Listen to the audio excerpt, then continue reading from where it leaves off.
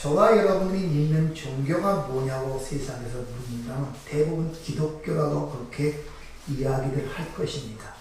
종교, 이 종교라는 것이 무엇인가에 대하여 국어사전적 의미를 찾아보니까 초자연적 세계와 관련된 신념이나 의례 등으로 구성된 문화현상, 이렇게 표현합니다. 그러니까 세상에서는 종교를 문화적인 하나의 현상으로 보고 있는 거예요. 불교, 유교, 또 우리 기독교, 이슬람교, 4대 종교라고 그렇게 이야기들을 하죠. 그런데 이 대부분이 그 문화 현상으로 보는 이 종교의 공통점이 있습니다. 그 공통점이 뭐냐면 선행을 하고 공덕을 쌓아서 세상에서 복을 받고 천국 가자 또는 극락을 가자. 이게 모든 종교의 공통점입니다. 다 그렇습니다. 그거 외에 뭐 있습니까? 왜 착하고 선하게 살아야 됩니까? 복을 받기 위하여, 천국 가기 위하여. 그래서 어느 정도도 사람을 나쁘라는 것을 행위를 가르치지 않아요. 다 선하고 선행을 베풀려고 가르치지 나쁜이라고 가르치는 종교 봤습니까? 없습니다. 그래서 우리 기독교도 그 중에 하나로 들어가다 보니까 이 기독교도 거기에 공통점으로 자꾸 가는 것 같아요. 어느 종교가 우리한테, 인간에게 너는 죄인이니 하나님의 아들을 대신하여 죽은 십자가를 바라보지 않고는 너는 가망성이 없는 자다. 어느 종교가 우리를 보고 죄인이라고 지적하는 종교가 있겠습니까? 불교가 그렇습니까? 유교가 그렇습니까? 이슬람교가 그렇습니까? 기독교만이 우리 인간을 죄인으로 정의한다는 거예요. 여기서 기독교가 힘든 이유 중에 하나가 바로 거기 있습니다. 그러다 보니까 거기에 종교계에서 견디지를 못하는 거예요. 왜? 우리만이 유일하게 길이고 진리라고 주장하다 보니까 거기서 융화가 잘 되지 않는 거예요. 인간의 존엄성이라든지 인간에 대한 자존감이라든지 전혀 다른 종교들은 살려줍니다. 그러나 우리 기독교는 그런 것을 살려주지 않아요. 처음서부터 너는 먼지다, 흙이다 이렇게 시작이 됩니다. 어둠이다 이렇게 시작되다 보니까 여기에 누가 좋아할 사람이 있겠습니까?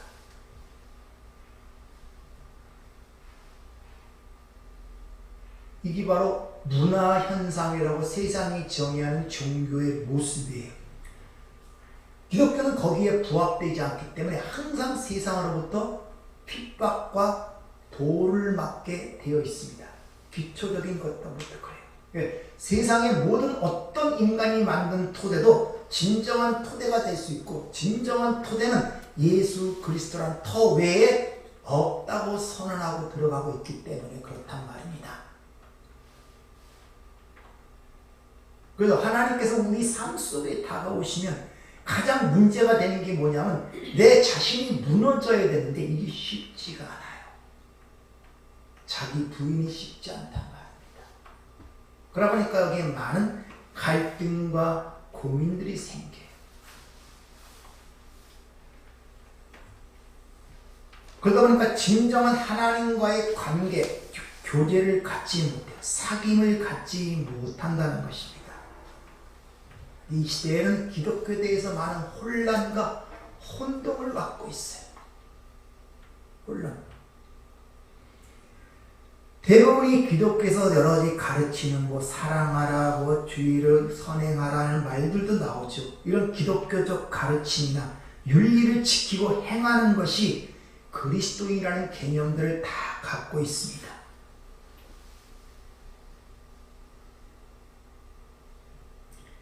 그리스도의 삶이라는 이 본질적으로 어떤 가르침에 대한 것이 아니라 하나님과 연합되는 사귐이라는 것을 오늘 우리에게 사도 요한이 일러주고 있다는 것입니다. 요즘에 기독교인단을 보면은 기독교의 어떤 특별한, 즉 핵심적 교리 부분을 부인하면서 자신을 기독교인이라고 자칭하는 이단들이 많이 있습니다. 그리스도인들 중에서도 스스로 그리스도인이라는데 핵심적 교리나 신조에 대한 부분들을 부인하면서도 스스로 기독교인이라고 자칭하는 분들이 많다는 것입니다. 우리 그리스도인이란 반드시 따라야 할 교리와 신조가 있다는 거예요. 왜? 올바른 교리와 신조를 알지 못하면, 그걸 갖고 있지 못하면 그리스도인으로서의 올바른 신앙생활을 할 수 없다는 것입니다. 당연한 것이죠. 지금 여러분의 삶을 진행하고 나가는 것들이 여러분이 옳고 바르다고 생각하는 점으로 가고 있잖아요. 내가 이렇게 행동하는 게 맞다고 생각하고 있지만 아니다고 생각해서 그 길을 가는 사람은 없습니다. 이게 자기가 갖고 있는 신조와 자기가 갖고 있는 세상의 원칙이거든요. 사람들은 자기가 갖고 있는 신조에 의하여 걸어가게 되어 있습니다. 여러분이 이 세상의 삶이라는 게 무엇인가에 대한 나름대로의 신조를 따라가게 되어 있다니까요. 그걸 흔히 가치관, 인생관이라고 그렇게 표현하죠. 그런데 오늘 사도 요한은 우리에게 얘기합니다. 우리 그리스도인이라는 것은 하나님 아버지와 그 아들 예수 그리스도와 교제를 갖는 것, 그것이 그리스도인이라는 그리스도의 본질적 부분을 우리에게 지적을 해주고 있습니다. 즉 하나님 아버지와 생명적 관계를 갖는 것. 잘들 생각을 해보세요. 내 자식이 되는 것은 내로부터 낳기 때문에 내 자식이 되는 거예요. 이 생명적 관계가 형성되지 않으면, 혈연적 관계가 형성되지 않으면 아무리 가르치고 공부를 잘하고 똑똑해도 내 자식이 아니란 말이에요. 하나님과의 교제, 이 생명적 연합의 관계가 그리스도인들의 본질이에요. 근데 내가 내 생명으로 낳았다고 해서 그 자식이 나를 알아봅니까? 처음부터? 못 알아봐요. 가르침과 양육이라는 것은 그 이유지. 생명적 관계가 먼저 확신되지 않고 유지되지 않으면 가르치면 아무 소용이 없어요. 하나님과의 관계가 문제라는 것입니다. 예수님께서 이 땅에 오신 것은 단순히 우리가 하는 지옥에서 건져내시기 위해서 온 것이 아니라 그보다 더한 문제, 우리를 하나님과의 관계를 회복시키기 위해서, 다시 말하는 그 하나님의 영원한 생명을 주시기 위해서 우리에게 오셨단 말이에요. 단순히 죄에서 건져내고 지옥에서 건져내면 뭐합니까? 하나님의 영원한 생명의 관계를 가져야지. 우리는 여기까지 난 죄사함 받았어? 그걸로 끝나는 거예요. 세상으로 얘기하면 감옥에서 내가 특별 사면을 받아서 세상에 나왔어요. 그걸로 끝납니까? 세상에서 살아야 되잖아요. 근데 우리는 구원을 생각하기를, 예수님이 내 죄 때문에 죽었어, 내 죄사함 받았어, 거기서 머물러 버린다는 것입니다. 생명적 연합의 관계를 갖지를 못한다는 거예요.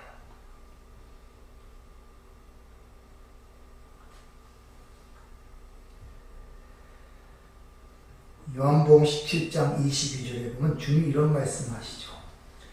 의인으로서 우리가 우리가 하나가 된 것 같이 그들로 하나가 되게 하려 함이니이다. 왜? 나를 사랑하신 것 같이 그들로 사랑하신 것을 알게 하기 위하여.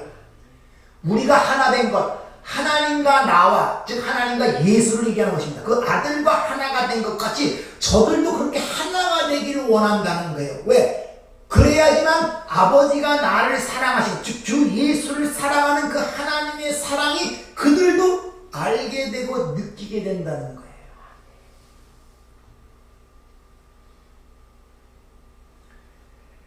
베드로 사도도 베드로서 3장 18절, 의인으로서 불의한 자를 대신한 우리를 하나님 앞으로 인도하기 위함이라, 하나님과 교제를 갖기 위함이라고 베드로 사도도 이 얘기를 하고 있다는 것입니다.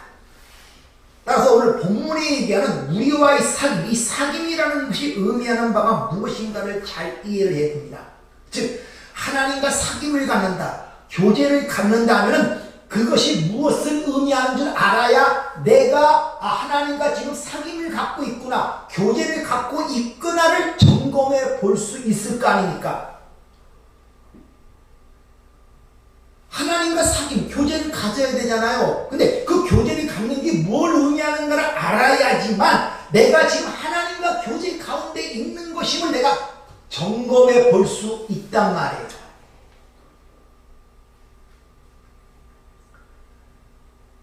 우선 이 사귐이라는 단어가 코이노이와 교제라는 단어와 같은 것입니다. 어떨 때는 사귐이라고 얘기하고 어떨 때는 교제라는 단어로 쓰이기도 합니다. 자, 지금 사도 요한은 그리스도인이라는 것을 어떻게 정의하냐 하면은 교회 다니는 자, 세례받은 자, 뭐 이것저것 인간의 어떤 근거를 통해 주는 것이 아니라 우리 아버지, 하나님 아버지와 그 아들과 교제를 갖는 자가 그리스도인이다. 지금 이렇게 정의를 하고 있습니다. 따라서 이 사귐, 이 교제라는 것이 무엇을 의미하는가 하면 교제, 즉 사귐의 상태에 있다는 것은 무엇을 지금 함께 공유하고 있다는 거예요. 공유. 즉 쉬운 말로 얘기하면 사귐이 있다는 것은, 즉 그리스도인은 아버지와 그 아들과 사귐이 있다는 것인데, 그 사귐이 있다는 말은 어떤 걸 공유한단 말이에요. 뭘 지금 공유하고 있겠습니까? 하나님과 영원한 생명, 영생을 공유하고 있단 말이에요. 영생, 그걸 공유하고 있단 말입니다. 그걸 인식하는 자들이 사귐이 있는 거예요 지금. 근데 그 인식을 전혀 못하는 자는 교제가 없는 거예요. 반드시 사귐, 교제라는 것은 공유하게 돼 있어요. 뭘? 하나님의 그 영원한 생명을 공유하고 있다는 것입니다. 베드로 사도는 이걸 또 다른 말로 표현하죠. 신의 성품에 참여한 자. 그러니까 신의 어떤 성품이 우리 안에 들어와 있단 말이에요. 신적인 생명이, 영생이. 그럼 우리 안에 그 신적인 생명이 들어와 있다는 걸 신의 성령은 어떻게 합니까? 이렇게 만약 나에게 묻는다면 나도 모르겠습니다. 예수님이 하나님이시자 사람이죠. 이 말은 예수라는 한 인격 속에 신성과 인성이 있단 말이에요. 그걸 어떻게 합니까 우리가? 여러분 안에 영혼이 있습니까 없습니까? 있습니다. 근데 그걸 어떻게 합니까? 몸을 해부하면 압니까? 모른다는 거예요. 그러나 안다는 거예요. 사도 바울이 이렇게 고백을 하죠. 갈라디아 2장 10절. 내가 그리스도와 함께 십자가에 못 박혔나니 그런즉 이제 사는 것이 내가 아니요 오직 내 안에 그리스도가 살았대요. 그걸 어떻게 합니까? 오직 내 안에 그리스도가 사신 것이라. 이제 내가 육체 가운데 사는 것은 나를 사랑하사 나를 위하여 자기 자신을 버리신 하나님의 아들을 믿는 믿음 안에서 사는 것이라. 이렇게 성경은 항상 하나님이 우리 안에 계시고 우리가 또한 하나님 안에 있다는 것을 강조합니다. 너희가 내 안에 있고 내 말이 너희 안에 있다는 걸 강조합니다. 그래서 이 주님이 요한복음 14장 23절을 보면 그걸 이렇게 말씀하십니다. 예수께서 대답하여 이르시되 사람이 나를 사랑하면 내 말을 지키리니 내 아버지께서 그를 사랑하실 것이요 우리가 그에게 가서 거처를 그와 함께 하리라. 나를 아카파오, 나를 사랑하는 것이 무엇이냐 하면은 내 말을 지키는 것이다. 즉 내 말이 그 안에 있는 것이다, 이런 말이에요. 말을 지킨다는 것은 잘 생각해 보세요. 여러분이 소중한 것 아닌 것 지키겠습니까? 여러분이 지키고 보호하고 간직하는 것은 소중한 것들이에요. 소중하지 않은 것들은 누가 지키고 보호합니까? 그러니까 말씀을 지킨다는 말은 그 말의 가치와 귀중함과 소중과 중요함을 내가 간직한단 말이에요. 그것을 나를 사랑하는 것이다, 이렇게 얘기를 하고 있단 말입니다.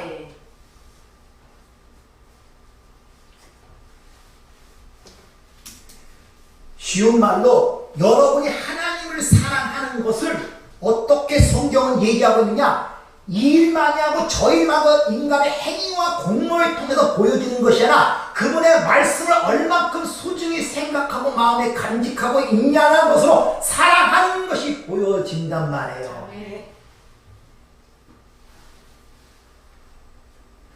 하나님의 사랑을 알고 싶어요. 사랑을 받고 싶어요. 내 말을 가져. 근데 그 말에 대해서 관심이 없어요. 성경 안 읽고 기도 안 하고 그러면서 사랑을 알고 싶어요. 사랑을 받고 싶어요. 이런다니까요.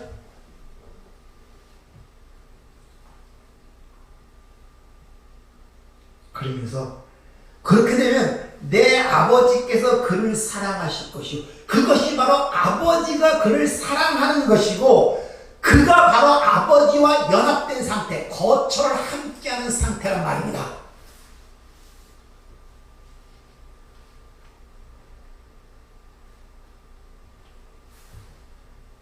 그러면서 하나님의 사랑을 자꾸 느끼려고 해요. 가지고 있는 건 아무것도 없으면서. 네? 뭘로 느끼려고? 돌로 한 못되게 쳐져주는 하나님의 사랑을 느끼겠습니까? 우리 그러잖아요. 너들이 나를 사랑하는 것이 내 말을 소중히 여기고 귀중히 여기고 네가 그걸 네 가슴에 간직하는 거예요. 그걸 갖는 거예요. 그것이 그러면 아버지가 그를 사랑할 것이고 사랑하는 것이 돼버리고 네가 그 하나님과 연합된 하나님의 처소가 되는 거예요. 이렇게 말씀하고 있단 말입니다.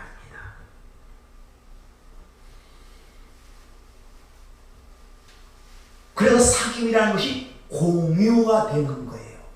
그분의 생명이 나와 함께 공유가 되는 거예요. 공유. 함께 같이 소유한 자가 된단 말입니다.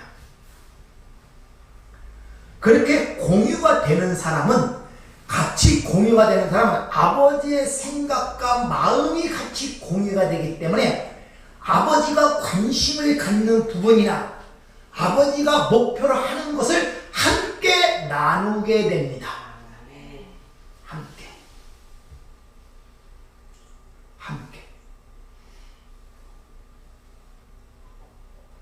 그래서 사도 바울이 우리를 하나님의 동역자라 그러죠. 동역자. 하나님과 함께 일을 하는 자. 하나님의 구원의 사역이라든지 이 세상에 대한 하나님의 모든 계획이 더불어 그분이 갖고 있는 그 계획에 대하여 그 관심에 대하여 같은 관심과 같은 목표를 갖게 된단 말입니다. 이것이 사귐 있는 사람들의 모습이란 말이에요.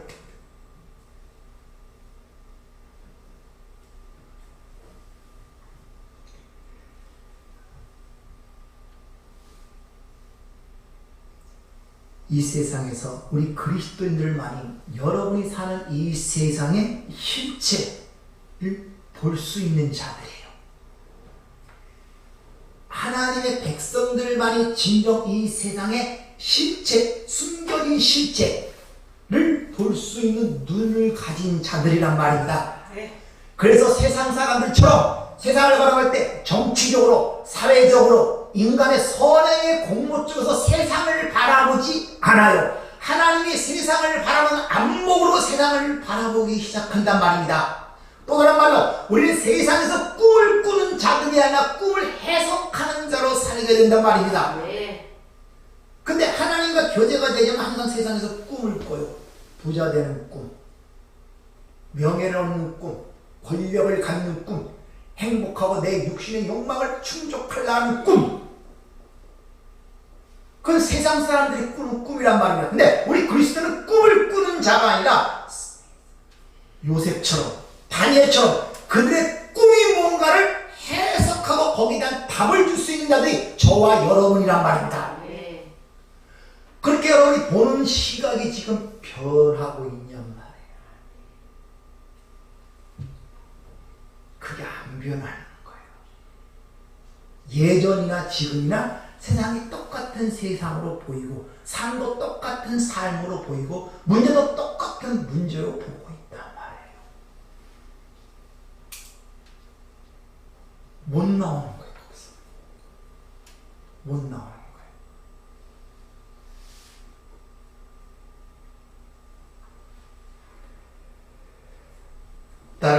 진정한 그리스도인 즉 하나님과 교제를 갖는 자들은 하나님의 뜻과 목적을 이 세상에 전달하기 위해 내가 이 땅에 존재한다는 사실을 깨닫게 됩니다.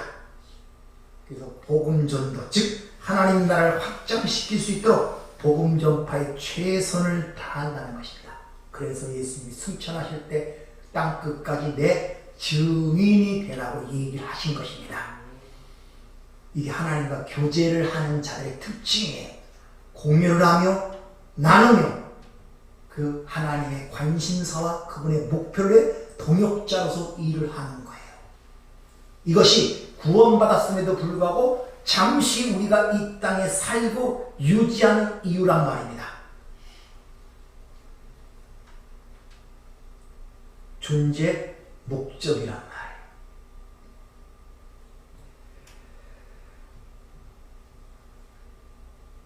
따라서 이 사귐이라는 것은 항상 하나님과 연합, 교류, 대화를 나누는 것을 의미한다는 것이죠.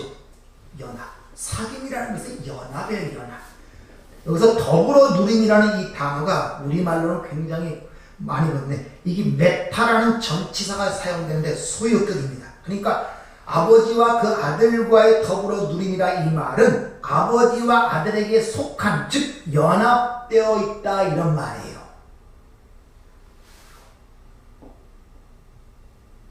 더불어 누림이라는 뜻은 우리가 그리스도 안에 거한다는 사실, 그리스도가 내 안에 거한다는 사실은 우리가 하나님을 알게 되었다는 그 말의 의미와 똑같은 거. 왜? 예수는 하나님의 유일한 계시자이기 때문에. 배웠죠? 아들 외에는 아버지가 아는 자가 없다 그러죠.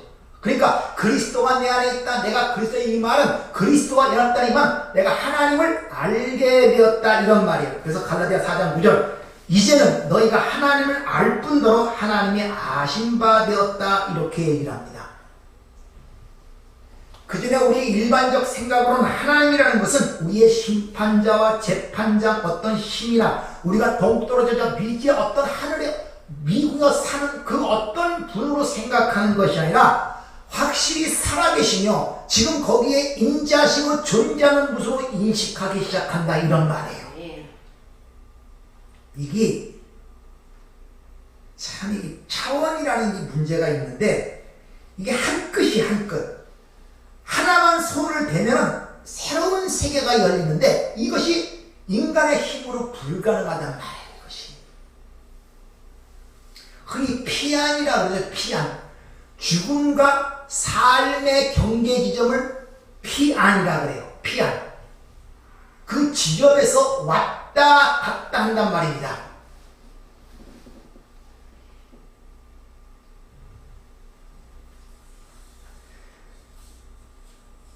그래서 우리가 기도하나 뭐 성경을 읽을 때 모르는 분과 대화를 나누는 것이 아니라 그분과 연합되어 있기 때문에 그분과 뭡니까? 교제감, 즉 하나님 아버지와 말하기를 원하고 그렇게 할 수 있다는 것을 우리에게 가르쳐주고 있는 거예요. 왜? 그러니까 하나님을 아버지라 부르는 자가 되었다고 우리에게 일러주고 있죠. 아버지라는 그 말을 부를 때는 아버지의 사랑을 받아 아버지를 사랑하는 자가 되었단 말이에요. 그러니까 아버지라 부르는 거예요. 심판자고 재판자일 때는 아버지라 부를 수가 없어요. 무서운 분이기 때문에.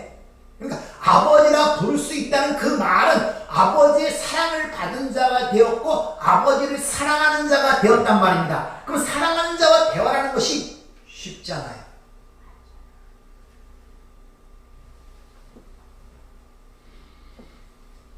그렇게 사랑하는 자가 되면은 우리 안에 모든 하는 일들의 동력 근원이 뭐냐? 그 사랑이라는 것에 자극을 받아서 일하게 되어 있습니다. 그러니까 짐이 아니라 그때는 기쁨이 되는 거예요. 세상에서도 처음 첫사랑을 하면 무서운 게 없고 피곤한 게 없죠. 새벽 2시고 4시고 상관없습니다. 하다못해 돈을 훔쳐갔어라도 선물을 사줍니다. 무서움이라는 게 없어요. 똑같습니다. 그 사랑을 받아 사랑하는 자가 되어서 일을 하게 되면 그 사랑의 모든 일에 동력원으로 작용하기 때문에 하는 일이 즐겁습니다.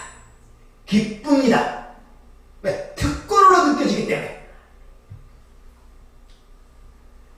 따라서 하나님께 아버지께 나가는 것이 내가 꼭 뭐가 필요해서 원해서 나가는 것이 아니라 그 아버지 앞에 나가는 자체가 즐겁단 말입니다.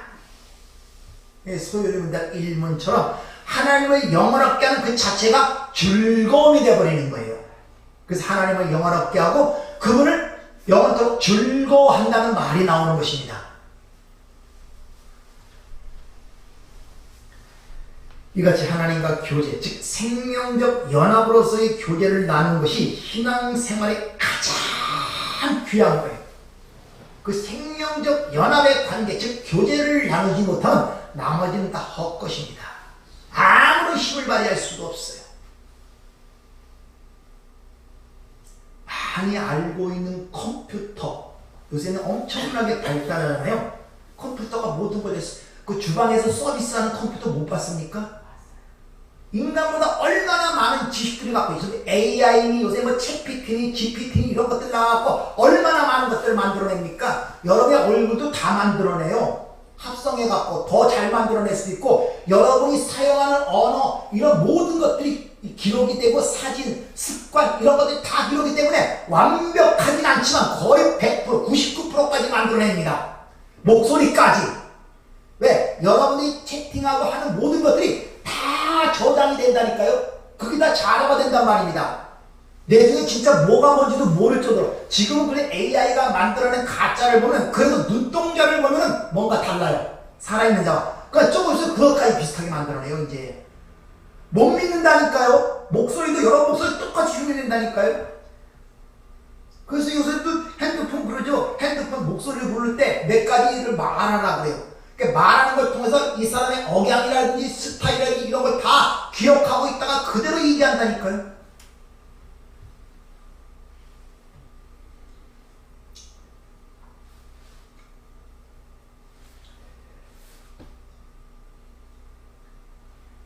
하나님과 이런 공유와 이런 사귐의 상태가 되면은 우리의 삶이 안 변할 수가 없어요.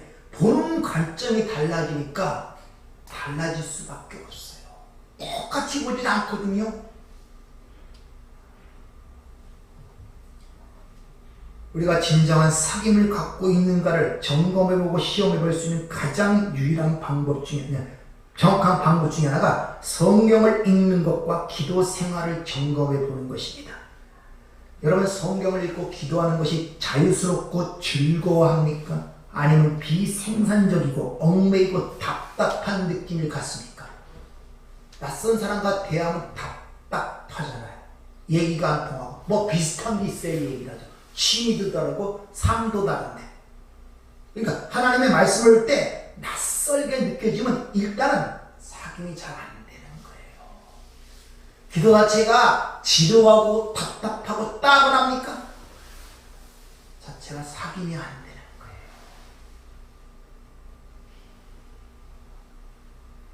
그러니 무슨 힘을 공급을 받겠습니까? 성경은 우리 영적 생명을 성장하게 하는 것은 말씀이라 그러는데 어찌 성장이 되겠냐 말이에요. 먹지를 못하는데 기아에 허덕이든지 영양실조가 걸린 거예요. 그러니까 영양실조에 걸린 사람들을 알다시피 자그마한 것에 큰 타격을 받습니다. 우리가 몸이 건강치 못하면 조그마한 병에 큰 병이 걸려버려요.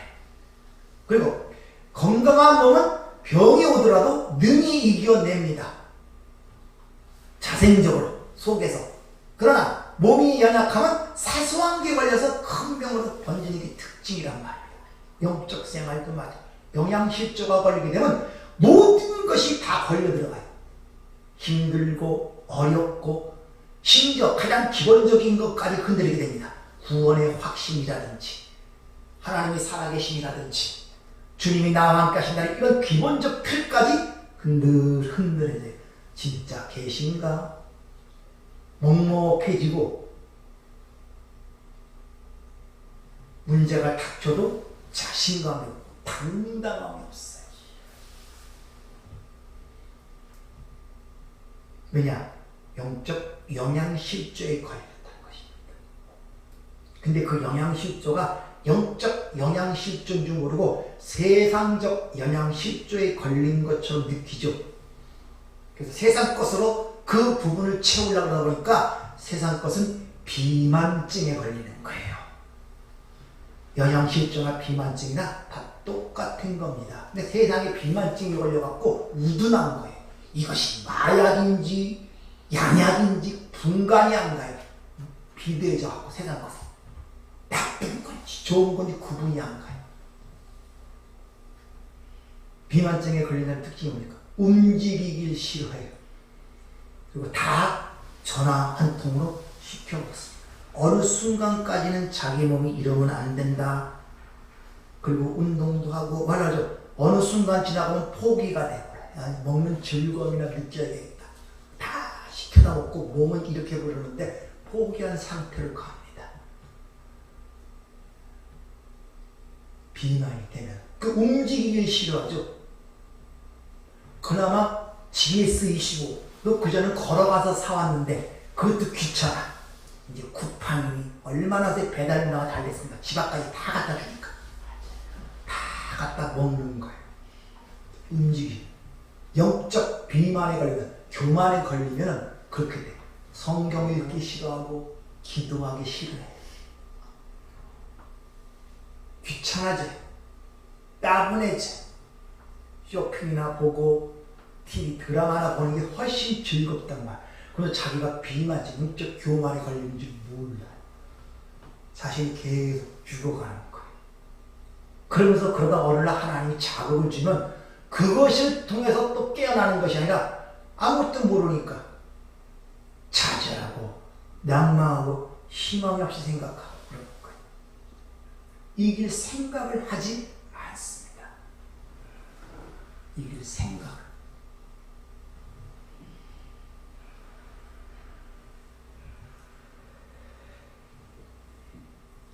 성경을 읽고 기도하는 것은 그리스도인의 기본입니다. 해도 되고 안 해도 되고 하는 것이 아니라 기본이 그래야 신앙이 자라고 교제가 통하여 힘을 갖고 살아갈 수가 있어요. 그것이 바로 나를 사랑하는 것이라고 얘기하고 하나님이 너를 사랑하시는 것이라고 주님은 얘기하는데 우리는 그런 것에 별로 관심이 없어요. 마치 어린아이가 돈이나 많이 줘서 술이나 먹고 그러는데 아무 상관없이 돈 많이 주는 것을 부모의 사랑으로 알고 있듯이 갖고 싶은 거 다 주는 것이 그게 부모의 나에 대한 사랑인 걸 그렇게 생각하듯이 어린애 따윈 그러잖아요. 달라는 거 다 주면은 어린애는 그게 아버지다. 뭐 하나 안 주면은 그걸 사랑이라고 느끼는 것이 아니라 나를 미워하는 것으로 느끼나. 여러분의 신앙생활은 어떻습니까? 스스로들 점검을 해보세요. 사랑으로 느낄 적이 많습니까? 나를 미워하시는 걸로 느낄 적이 많습니까? 여러분 삶 속에 드러나는 일들.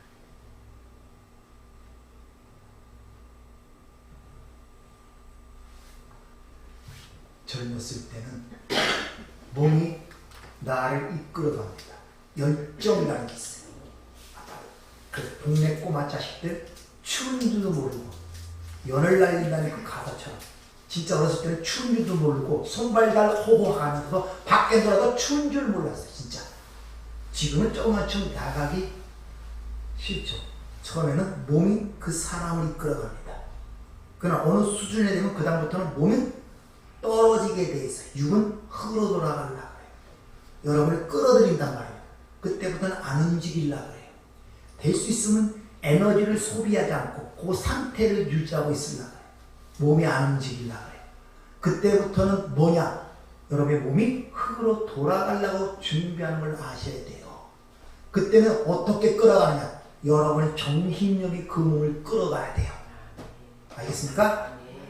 그 몸을 끌어가야지 그 몸이 건강하고 그나마 가지 몸이 시키는 대로 했다가는 몸은 쉬려고 그래요. 네? 몸이 주어진 흙이 가진 한계가 그거기 때문에 한계를 닿으면 몸을 쉬려고 그래요. 근데 땅으로 자꾸 돌아가야 된단 말입니다.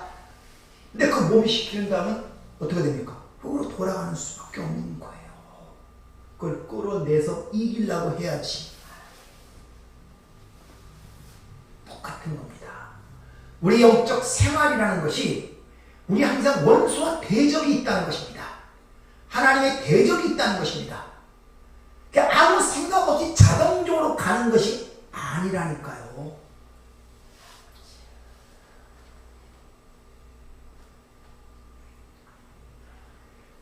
하나님께서는 당신의 백성들에게 얼마나 많은 다양한 방식으로 또 자신의 방법을 통해 우리에게 영원하게 말씀하신 줄 아십니까? 사실 우리가 기록된 성경뿐만 아니라 우리가 사는 세상, 우주 만물, 여러분 삶 자체가 하나님이 계속 우리에게 영혼을 얘기하시는 거예요. 딴 사람 보지 마세요. 내 삶을 보더라도 얼마나 많은 것들을 깨닫고 하나님의 말씀대로 이루어지는가를 얼마나 명확하고 분명히 인식하는 줄 몰라요. 내 몸을 보라니까요. 내 삶을 보라니까요.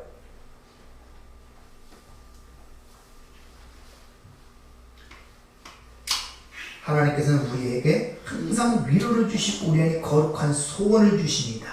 빌립보서 2장 13절 너희 안에 행하시는 이는 하나님이시니 자기의 기쁘신 뜻을 위하여 너에게 소원을 두고 행하게 하시나니 모든 일을 원망과 시비가 없게 하라.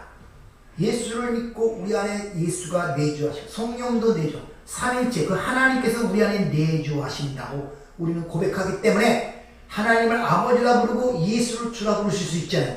그럼 그 말은 우리 안에 성령이 내주, 하나님이 내주하고 있단 말입니다. 그럼 너희 안에 행하시는 이는 하나님이시라는 거예요. 그런데 뭐랍니까? 자기의 기쁘신 뜻을 위하여 너에게 지금 소원을 두고 행하고 있단 말입니다. 자기의 기쁘신 뜻을 위하여 너에게 소원을 두고 지금 하나님이 행하시는 것, 그것이 여러분의 진정한 삶인데 그 내 안에 두고 행하시는 그 하나님의 소원을 감지가 되질 않는 거예요. 육이 강하니까. 그게 뭔지를 모르잖아요.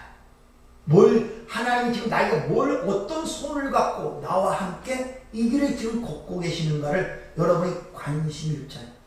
다시 말해 하나님의 목적과 하나님의 목표, 하나님의 관심사에 공유가 되질 않아요. 또 다른 말로 하나님과 사귐이 되질 않아요. 교제가 되질 않아요.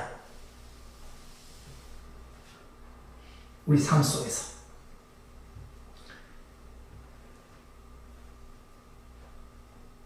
요한일서 지금 이 가운데 4장에 가면은 하나님이 먼저 우리를 사랑하셨기 때문에 우리도 하나님을 사랑하게 되었다 이렇게 얘기해요. 이게 하나님이 일하시는 방식이에요.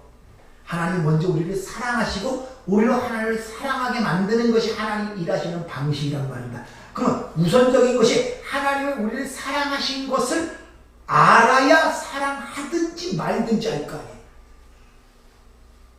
근데 처음서부터 잘못된 하나님 우리를 사랑하신 것을 모르는 거예요. 왜? 사귐이 없기 때문에. 그래서 내가 하나님을 사랑하려고 해요. 그게 되겠습니까? 그건 자기 사랑이지. 인간이 철이 들면은 내가 생각하는 부모에 대해 사랑을 표현하는 방식을 하기 전에 부모가 원하는 것이 무언가를 살펴보는 것이 철든 자의 자식의 모습이에요. 그래서 부모의 효도하는 것이 그래 생일 때 가서 뭐나 한 주게도 용돈이나 줘주고 좋은 옷이나 사주고 이것이 내가 부모에 대한 사랑을 표현하는 방식이라고 생각할 자식은 이게 철없는 자식이에요. 그러나 부모는 때마다 한 번씩 전화라도 걸어주고 안부도 그러고 목소리 듣고 싶은 것이 부모의 원하는 마음이란 말입니다. 서로 상반된 거예요. 그리고 자식은 자기가 생각하는 걸 해놓고 다 했다고 생각하는 거예요. 부모는 한 번씩 안부도 물어주고 목소리를 들려주는 것이 원하시는 모습인데 근데 내가 하고 되고자 하는 나의 것을 내려놓고 그분이 나에게 원하시는 것을 먼저 아는 게 이게 철든 자식의 모습이란 말입니다. 바로 여기서 문제가 생기는 거예요. 우리는 내 입장에서 너무 많은 것들을 강요하고 있단 말입니다. 그 분이 나에게 원하시는 것이 무언가는 묻지를 않아요. 나에게 어떤 소원을 두고 나와 함께 하시는가를 생각지를 않습니다. 왜? 교제가 되질 않아요.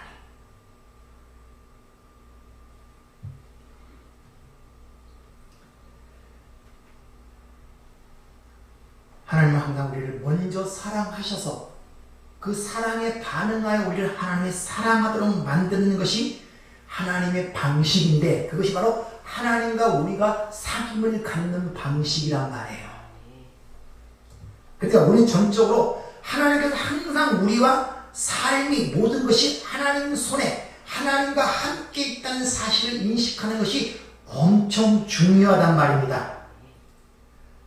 그래서 우리 신앙생활이라는 것이, 이 인생이라는 이 신앙생활의 여정을 통하여 우리 삶 속에 계시며 우리 삶을 주관하신다는 것을 네가 깨닫기를 하나님이 원하시는 거예요. 처음부터 우리에게 뭘 요구하는 것이 아니라 내가 너와 함께하고 있어. 요걸 알기를 원한다. 이걸 인지하기를 원한단 말입니다. 그것을, 그리고 그것을 더 나가서 길이 막혔을 때에도, 길이 열렸을 때에도, 길이 없었을 때에도 내가 너와 함께 한다는 거예요.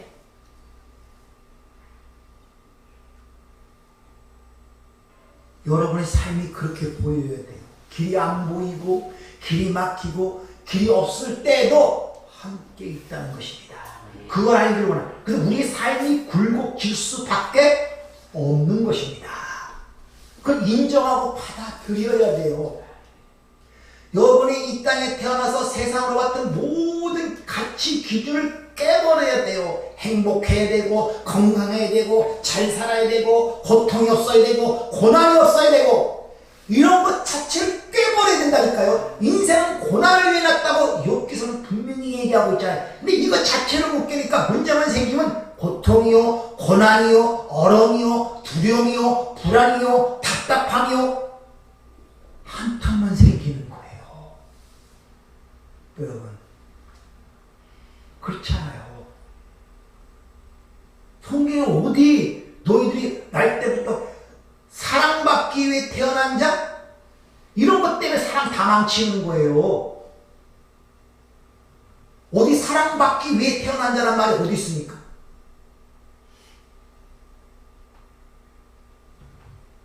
이런 인본주의적 복음에 사람들이 다 녹아 들어가고 있다. 일반 종교와 똑같은 거예요. 사람을 중심점에 들고 인간을 존귀하고 그거 하기 때문에 하나님도 인간을 함부로 건들면 안 돼요. 나쁜 일을 하면 안 돼요. 인간을 잘 살게 해주고 행복하게 만들어야 된다는 모든 보편적 종교의식, 그래서 문화유산, 또 문화의 어떤 변형, 종교를 그렇게 세상에서 정의하고 있단 말입니다. 인간에게 절대 해코지해서는 안 돼요. 그 신은 탈락이에요. 인간에 의해서.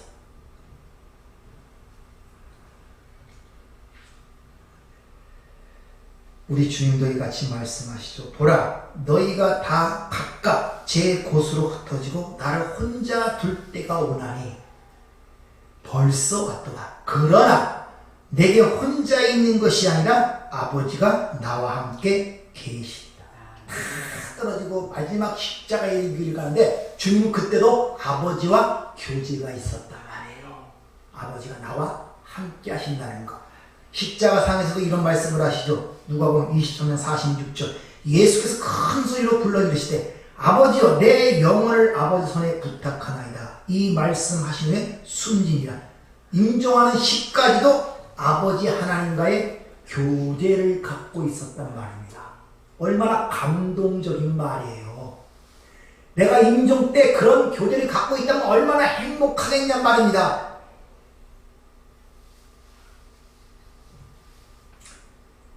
우리는 홀로 있은 적이 한 번도 없었다는 것입니다. 늘 하나님과 항상 동행하신 것이고 우리에게 말씀하시는 그 하나님을 알기를 원하고 그분께 감사하며 찬양하며 즐거워하기를 원하신다는 것입니다. 여러분들이 하나님의 말씀을 좀 이해하고 이 원리를 알게 들기를 원하기 시작하면 하나님의 말씀이 꼭 기록된 이 책 성경에서만 들리는 것이 아니라 삶 속에서 모든 들려요. 그 이 땅의 인간의 세상에 나타나는 모든 제도와 의식과 예식과 하다못해 사람들이 만든 종교까지 다 그것들도 하나님 어떤 진리를 갖고 이야기들을 하고 있다는 말이에요. 그래서 우리를 몸이라 표현하기도 하고 눈이라고도 얘기하고 귀를 들으라 그러고 왜 그런 우리의 오감 육체를 통하여 그걸 비유로 우리에게 말씀하고 거기서 하나님이 말씀하고 계시기 때문에 그렇다는 것입니다. 우리가 진정 하나님을 알고 있는가는 매주 기묘한 질문입니다. 여러분 삶 속에서 하루에 한 번씩 물어봐야 돼요. 내가 하나님을 알고 있는가? 내가 하나님을 알고 있는가? 내가 그 아들 주 예수 그리스도를 알고 있는가? 그리고 그분과 지금 내가 교제, 사귐을 갖고 있는가? 그렇다면 그분의 마음과 생각이 나와 함께 공유가 되는가? 공유가 되면 그분의 관심사와 그분의 목표가 나와 함께 동역자라서 거기에 관심과 목표를 갖고 있는가? 그런 것들을 점검해 볼 수 있는, 시험해 볼 수 있는 유일한 지표가 뭐라고요? 우리에게 은혜의 수단을 주신 성경을 내가 하나님의 말씀을 보고 있는가? 기도 생활을 하고 있는가? 봐야 돼. 그것이 더 나아가서는 나에게 자유함을 주고 그걸 가는데 세상으로부터 자유함을 갖고 즐거움을 주고 있는가? 아니면 볼 때마다 지루하고 따분하고 답답하고 그 나의 삶에 아무런 도움이 안 되는 비생산적 그런 일로만 느껴지는가? 이런 것들을 물어보심으로 말미암아 내가 하나님과의 사귐이 있는가를 점검해 볼 수 있단 말입니다.